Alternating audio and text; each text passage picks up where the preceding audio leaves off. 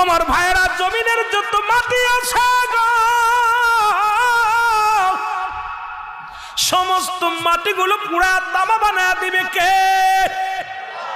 আর একটু জোরে বলেন কে? আল্লাহ কয় বান্দা আমার কথা না, আমার বাবার কিতাব না, কোন পীরের কিতাব না।